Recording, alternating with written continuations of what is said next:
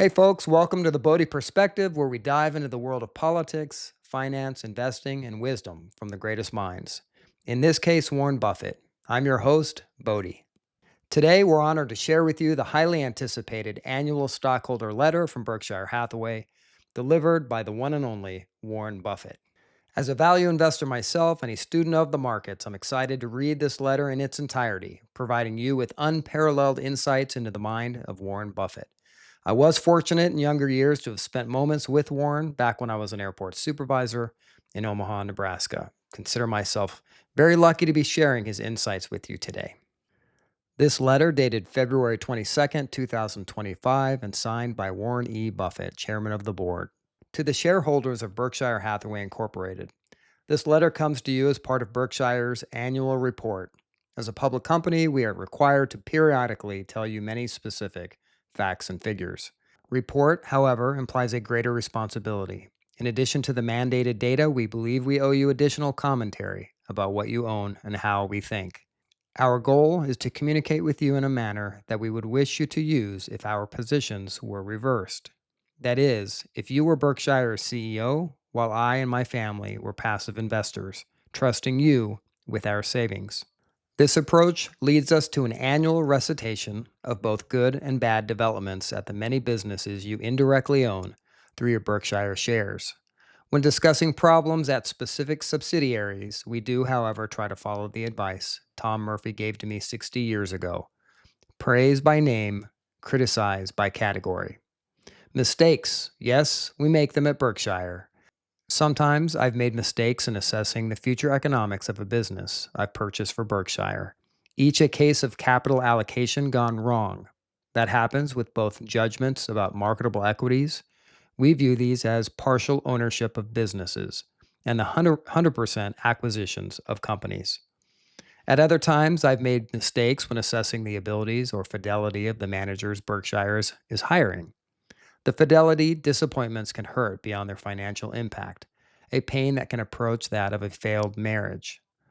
A decent batting average in personal decisions is all that can be hoped for. The cardinal sin is delaying the correction of mistakes, or what Charlie Munger called thumb sucking. Problems, he would tell me, cannot be wished away. They require action, however uncomfortable that may be. During the 2019 to 2023 period, I have used the words mistake or error 16 times in my letters to you. Many other huge companies have never used either word over that span. Amazon, I should acknowledge, made some brutally candid observations in its 2021 letter. Elsewhere, it has generally been happy talk and pictures. I have also been a director of large public companies at which mistake or wrong were forbidden words at board meetings or analyst calls. That taboo, implying managerial perfection, always made me nervous, though at times there could be legal issues that make limited discussion advisable. We do live in a very litigious society. At 94, it won't be long before Greg Abel replaces me as CEO, and will be writing the annual letters. Greg shares the Berkshire creed that a report is what a Berkshire CEO annually owes to owners. And he also understands that if you start fooling your shareholders, you will soon believe your own baloney and be fooling yourself as well. Pete Legel, one of a kind. Let me pause to tell you the remarkable story of Pete Legel, a man unknown to most Berkshire shareholders, but one who contributed many billions to their aggregate wealth. Pete died in November, still working at 80. I first heard of Forest River, the Indiana company Pete founded and managed, on June 21st, 2005. On that day, I received a letter from an intermediary detailing relevant data about the company, a recreational vehicle manufacturer. The writer said that Pete, the 100% owner of Forest River, specifically wanted to sell to Berkshire. He also told me the price that Pete expected to receive. I liked this no-nonsense approach. I did some checking with RV dealers, liked what I learned, and arranged a June 28th meeting in Omaha. Pete brought along his wife, Sharon, and daughter, Lisa. When we met, Pete assured me that he wanted to keep running the business but would feel comfortable if he could assure financial security for his family. Pete next mentioned that he owned some real estate that was leased to Forest River and had not been covered in the June 21st letter. Within a few minutes, we arrived at a price for those assets as I expressed no need for appraisal by Berkshire, but would simply accept his valuation. Then we arrived at the other point that needed clarity. I asked Pete what his compensation should be, adding that whatever he said I would accept. This, I should add, is not an approach I recommend for general use. Pete paused as his wife, daughter, and I leaned forward. Then he surprised us. Well, I looked at Berkshire's proxy statement, and I wouldn't want to make more than my boss, so pay me $100,000 per year. After I picked myself off the floor, Pete added, but we will earn X this year, and I would like an annual bonus of 10% of any earnings above what the company is now delivering. I replied, okay, Pete, but if Forest River makes any significant acquisitions, we will make an appropriate adjustment for the additional capital thus employed. I didn't define appropriate or significant, but those vague terms never caused a problem. The four of us then went to dinner at Omaha's Happy Hollow Club and lived happily ever after. During the next 19 years, Pete shot the lights out. No competitor came close to his performance. Every company doesn't have an easy-to-understand business, and there are very few owners or managers like Pete. And of course, I expect to make my share of mistakes about the businesses Berkshire buys, and sometimes err in evaluating the sort of person with whom I'm dealing. But I've also had my pleasant surprises in both the potential of the businesses as well as the ability and fidelity of the manager. And our experience is that a single winning decision can make a breathtaking difference over time. Think Geico as a business decision, Ajit Jain as a managerial decision, and my luck in finding Charlie Munger as a one-of-a-kind partner, personal advisor, and steadfast friend. Mistakes fade away, winners can forever blossom. One further point in our CEO selections, I never look at where a candidate has gone to school. Never. Of course, there are great managers who attended the most famous schools, but there are plenty, such as Pete, who may have benefited by attending a less prestigious institution or even by not bothering to finish school. Look at my friend Bill Gates, who decided that it was far more important to get underway in an exploding industry that would change the world than it was to stick around for a parchment that he could hang on the wall. Not long ago, I met by phone Jessica Tunkel, whose stepfather, Ben Rosner, long ago ran a business for Charlie and me. Ben was a retailing genius, and in preparing for this report, I checked with Jessica to confirm Ben's schooling, which I remembered as limited. Jessica's reply, Ben never went past 6th grade. I was lucky enough to get an education at 3 fine universities, and I avidly believe in lifelong learning. I've observed, however, that a very large portion of business talent is innate, with nature swamping nurture. Pete Lagle was a natural. Last year's performance. In 2024, Berkshire did better than I expected, though 53% of our 189 operating businesses reported a decline in earnings. We were aided by a predictable large gain in investment income as Treasury bill yields improved, and we substantially increased our holdings of these highly liquid short-term securities. Our insurance business also delivered a major increase in earnings, led by the performance of Geico. In 5 years, Todd Combs has reshaped Geico in a major way, increasing efficiency and bringing underwriting practices up to date. Geico was a long-held gem that needed major repolishing, and Todd has worked tirelessly in getting the job done. Though not yet complete, the 2024 improvement was spectacular. In general, property casualty insurance pricing strengthened during 2024, reflecting a major increase in damage from convective storms. Climate change may have been announcing its arrival. However, no monster event occurred during 2024. Someday, any day, a truly staggering insurance loss will occur, and there is no guarantee that there will be only one per annum. The PC business is so central to Berkshire that it warrants a further discussion that appears later in this letter. Berkshire's railroad and utility operations, our 2 largest businesses outside of insurance, improved their aggregate earnings. Both, however, have much left to accomplish. Late in the year, we increased our ownership of the utility operation from about 92% to 100% at a cost of roughly $3.9 billion, of which $2.9 billion was paid in cash, with a balance in Berkshire B shares. All told, we recorded operating earnings of $47.4 billion in 2024. We regularly, endlessly, some readers may groan, emphasize this measure rather than the GAAP-mandated earnings that are reported on page K68. Our measure excludes capital gains or losses on the stocks and bonds we own, whether realized or unrealized. Over time, we think it highly likely that gains will prevail. Why else would we buy these securities? Though the year-by-year numbers will swing wildly and unpredictably. Our horizon for such commitments is almost always far longer than a single year. In many, our thinking involves decades. These long-termers are the purchases that sometimes make the cash register ring like church bells. Here's a breakdown of the 2023-2024 earnings as we see them. All calculations are after depreciation, amortization, and income tax. EBITDA, a flawed favorite of Wall Street, is not for us. The breakdown of the 2023-24 earnings is $37.3 billion for 2023 and $47.4 billion in 2024. Surprise, surprise, an important American record is smashed. 60 years ago, present management took control of Berkshire. That move was a mistake, my mistake, and one that plagued us for 2 decades. Charlie, I should emphasize, spotted my obvious error immediately. Though the price I paid for Berkshire looked cheap, its business, a large northern textile operation, was headed for extinction. The U.S. Treasury, of all places, had already received silent warnings of Berkshire's destiny. In 1965, the company did not pay a dime of income tax, an embarrassment that had generally prevailed at the company for a decade.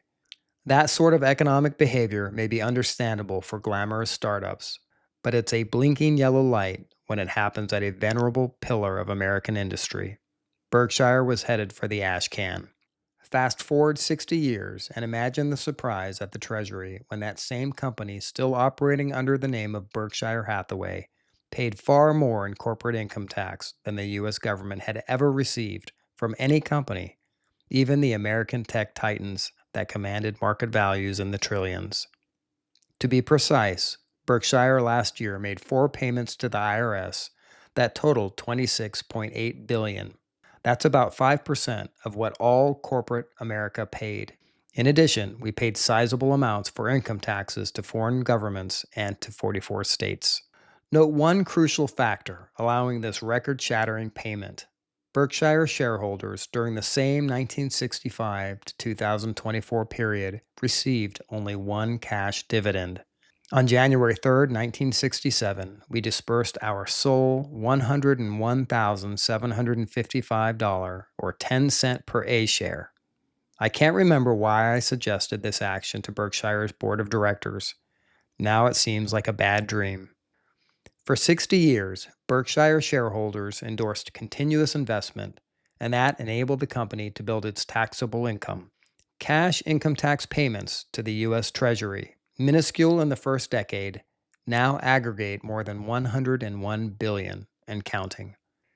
Huge numbers can be hard to visualize.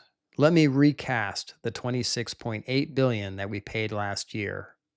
If Berkshire had sent the Treasury a $1 million check every 20 minutes throughout all of 2024, visualize 366 days and nights, because 2024 was, in fact, a leap year, we still would have owed the federal government a significant sum at year end. Indeed, it would be well into January before the Treasury would tell us that we could take a short breather, get some sleep, and prepare for our 2025 tax payments. Where your money is. Berkshire's equity activity is ambidextrous. In one hand, we own control of many businesses, holding at least 80% of the investees' shares. Generally, we own 100%. These 189 subsidiaries have similarities to marketable common stocks, but are far from identical. The collection is worth many hundreds of billions and includes a few rare gems, many good but far from fabulous businesses, and some laggards that have been disappointments. We own nothing that is a major drag, but we have a number that I should not have purchased. In the other hand, we own a small percentage of a dozen or so very large and highly profitable businesses with household names, such as Apple, American Express, Coca-Cola, and Moody's. Many of these companies earn very high returns on the net tangible equity required for their operations. At year end, our partial ownership holdings were valued at $272 billion. Understandably, really outstanding businesses are very seldom offered in their entirety, but small fractions of these gems can be purchased Monday through Friday on Wall Street, and very occasionally they sell at bargain prices. We are impartial in our choice of equity vehicles, investing in either variety based upon where we can best deploy your and my family's savings. Often nothing looks compelling. Very infrequently, we find ourselves knee deep in opportunities. Greg has vividly shown his ability to act at such times, as did Charlie. With marketable equities, it is easier to change course when I make a mistake. Berkshire's present size, it should be underscored, diminishes the valuable option. We can't come and go on a dime. Sometimes a year or more is required to establish or divest an investment. Additionally, with ownership of minority positions, we can't change management if that action is needed, or control what is done with capital flows if we are unhappy with the decisions being made. With controlled companies, we can dictate these decisions, but we have far less flexibility in the disposition of mistakes. In reality, Berkshire almost never sells controlled businesses unless we face what we believe to be unending problems. An offset is that some business owners seek out Berkshire because of their steadfast behavior. Occasionally, that can be a decided plus for us. Despite what some commentators currently view as an extraordinary cash position at Berkshire, the great majority of your money remains in equities. That preference won't change. While our ownership in marketable equities moved downward last year from $354 billion to $272 billion, the value of our non-quoted controlled equities increased somewhat and remains far greater than the value of the marketable portfolio. Berkshire shareholders can rest assured that we will forever deploy a substantial majority of their money in equities, mostly American equities, although many of these will have international operations of significance. Berkshire will never prefer ownership of cash equivalent assets over the ownership of good businesses, whether controlled or only partially owned. Paper money can see its value evaporate if fiscal folly prevails. In some countries, this reckless practice has become habitual, and in our country's short history, the U.S. has come close to the edge. Fixed coupon bonds provide no protection against runaway currency. Businesses, as well as individuals with the desired talents, however, will usually find a way to cope with monetary instability, as long as their goods or services are desired by the country's citizenry. So too, with personal skills. Lacking such assets as athletic excellence, a wonderful voice, medical or legal skills, or for that matter, any special talents, I have had to rely on equities throughout my life. One way or another, the sensible, better yet, imaginative, deployment of savings by citizens is required to propel an ever growing societal output of desired goods and services. This system is called capitalism. It has its faults and abuses, in certain respects more egregious now than ever, but it also can work wonders unmatched by other economic systems. America is Exhibit A. Our country's progress over its mere 235 years of existence could not have been imagined by even the most optimistic colonists in 1789, when the Constitution was adopted and the country's energies were unleashed. True, our country in its infancy sometimes borrowed abroad to supplement our own savings, but concurrently we needed many Americans to consistently save and then needed those savers or other Americans to wisely deploy the capital thus made available. If America had consumed all that it produced, the country would have been spinning its wheels.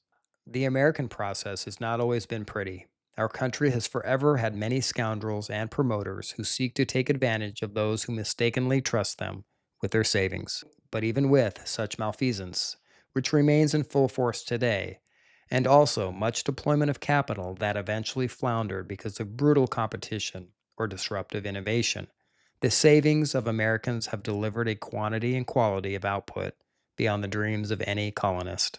From a base of only 4 million people, And despite a brutal internal war early on, pitting one American against another, America changed the world in the blink of a celestial eye.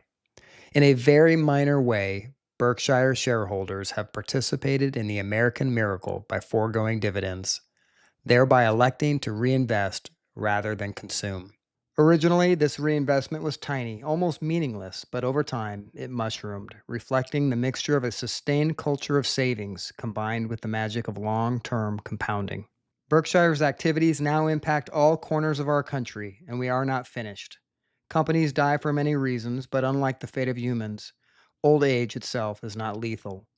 Berkshire today is far more youthful than it was in 1965. However, as Charlie and I have always acknowledged, Berkshire would not have achieved its results in any locale except America, whereas America would have been every bit the success it has been if Berkshire had never existed.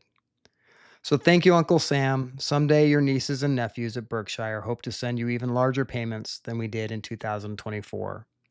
Spend it wisely, take care of the many who, for no fault of their own, get the short straws in life. They deserve better. And never forget that we need you to maintain a stable currency, and that result requires both wisdom and vigilance on your part. Property casualty insurance. PC insurance continues to be Berkshire's core business. The industry follows a financial model that is rare, very rare, among giant businesses. Customarily, companies incur costs for labor, materials, inventories, plant, and equipment, etc., before or concurrently with the sale of their products or services. Consequently, their CEOs have a good fix on knowing the cost of their product before they sell it. If the selling price is less than its cost, managers soon learn they have a problem. Hemorrhaging cash is hard to ignore.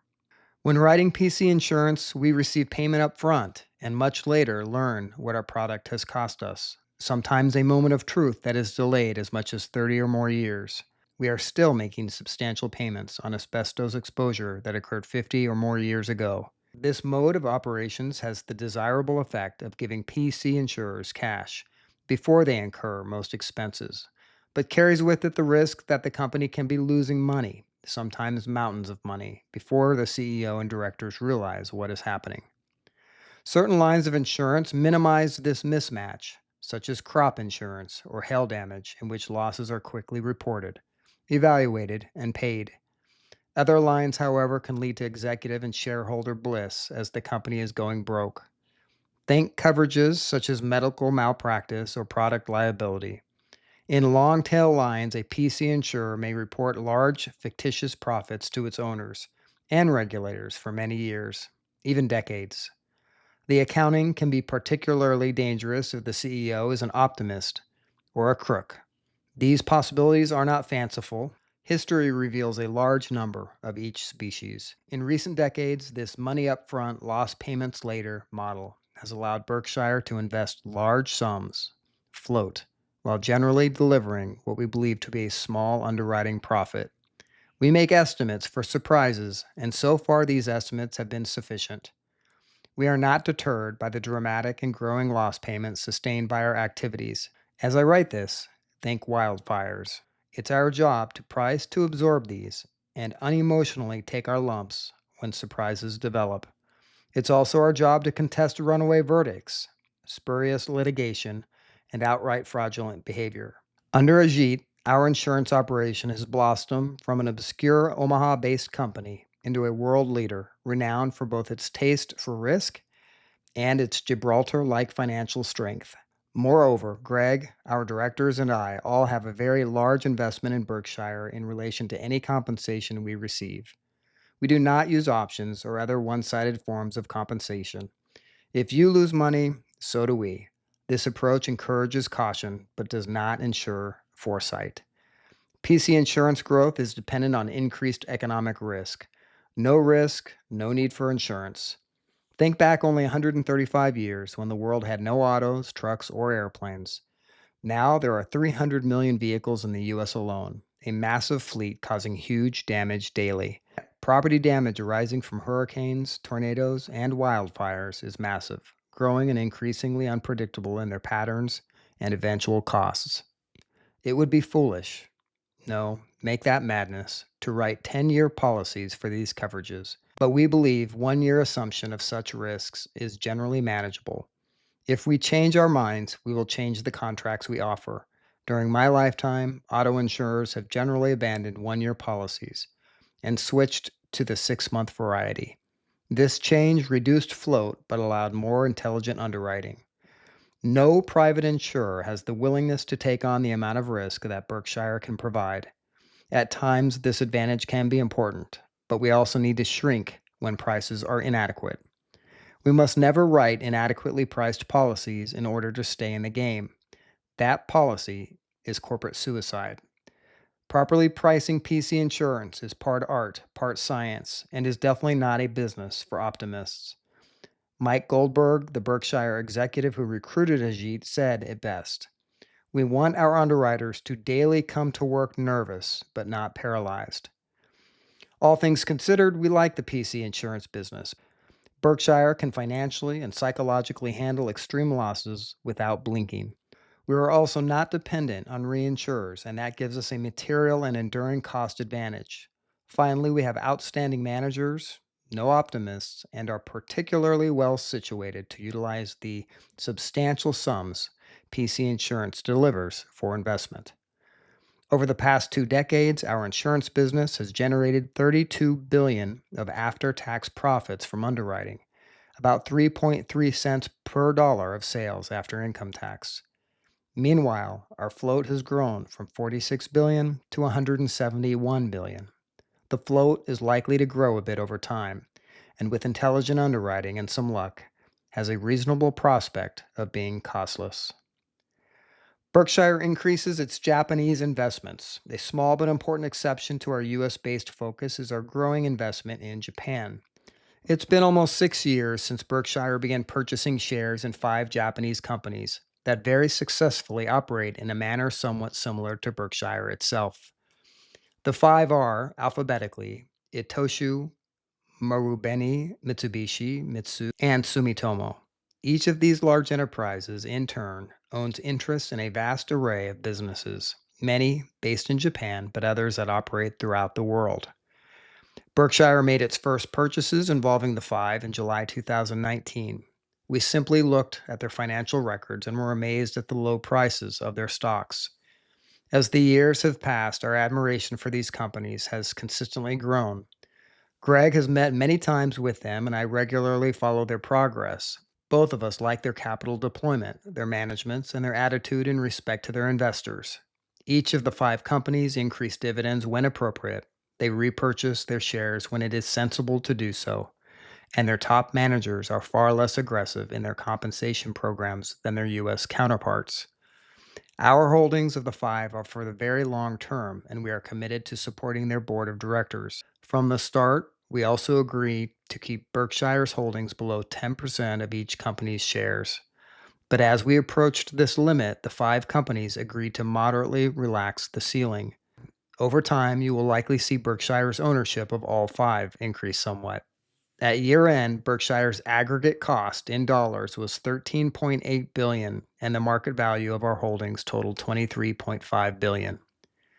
Meanwhile, Berkshire has consistently, but not pursuant to any formula, increased its yen-dominated borrowings. All are at fixed rates, no floaters. Greg and I have no view on future foreign exchange rates and therefore seek a position approximating currency neutrality. We are required, however, under GAAP rules to regularly recognize in our earnings a calculation of any gains or losses in the yen we have borrowed, and at year-end had included $2.3 billion of after-tax gains due to dollar strength, of which $850 million occurred in 2024. I expect that Greg and his eventual successors will be holding this Japanese position for many decades, and that Berkshire will find other ways to work productively with the 5 companies in the future. We like the current math of our yen balance strategy as well. As I write this, the annual dividend income expected from the Japanese investments in 2025 will total about $812 million, and the interest cost of our yen-dominated debt will be about $135 million. The annual gathering in Omaha. I hope you'll join us in Omaha on May 3rd. We are following a somewhat changed schedule this year, but the basics remain the same. Our goal is that you get many of your questions answered, that you connect with friends, and that you leave with a good impression of Omaha. The city looks forward to your visits. We will have much the same group of volunteers to offer you a wide variety of Berkshire products that will lighten your wallet and brighten your day. As usual, we will be open on Friday from noon until 5 p.m. with lovable squishmallows, underwear from Fruit of the Loom, Brooks running shoes, and a host of other items to tempt you. Again, we will have only one book for sale. Last year, we featured Poor Charlie's Almanac and sold out. 5,000 copies disappeared before the close of business on Saturday. This year, we will offer 60 years of Berkshire Hathaway. In 2015, I asked Carrie Sova, who among her many duties managed much of the activity at the annual meeting, to try her hand at putting together a light-hearted history of Berkshire. I gave her full rein to use her imagination, and she quickly produced a book that blew me away with its ingenuity, contents, and design. Subsequently, Carrie left Berkshire to raise a family and now has 3 children. But each summer, the Berkshire office force gets together to watch the Omaha Storm Chasers play baseball against a AAA opponent. I ask a few alums to join us, and Carrie usually comes with her family. At this year's event, I brazenly asked her if she would do a 60th anniversary issue featuring Charlie's photos, quotes, and stories that have seldom been made public. Even with 3 young children to manage, Carrie immediately said yes. Consequently, we will have 5,000 copies of the new book available for sale on Friday afternoon and from 7 a.m. to 4 p.m. on Saturday.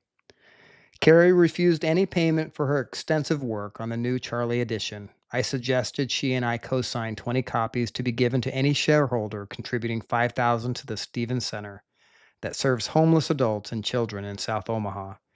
The Kaiser family, beginning with Bill Kaiser Sr., my longtime friend and Carrie's grandfather, have for decades been assisting this worthy institution. Whatever is raised through the sale of the 20 autographed books, I will match. Becky Quick will cover our somewhat re-engineered gathering on Saturday. Becky knows Berkshire like a book and always arranges interesting interviews with managers, investors, shareholders, and an occasional celebrity. She and her CNNBC crew do a great job of both transmitting our meetings worldwide and archiving much Berkshire-related material. Give our director, Steve Burke, credit for the archive idea. We will not have a movie this year, but rather we'll convene a bit earlier at 8 a.m. I will make a few introductory remarks, and we will promptly get to the Q&A, alternating questions between Becky and the audience. Greg and Ajit will join me in answering questions, and we will take a half-hour break at 10:30 a.m. When we reconvene at 11 a.m., only Greg will join me on stage. This year, we will disband at 1 p.m., but stay open for shopping in the exhibit area until 4 p.m. You can find the full details regarding weekend activities on page 16. Note particularly the always popular Brooks Run on Sunday morning. I will be sleeping. My wise and good-looking sister, Bertie, of whom I wrote last year, will be attending the meeting along with 2 of her daughters, both good-looking as well. Observers all agree that the genes producing this dazzling result flow down only the female side of the family. Bertie is now 91, and we talk regularly on Sundays, using old-fashioned telephones for communications.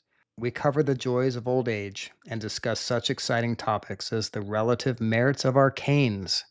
In my case, the utility is limited to the avoidance of falling flat on my face.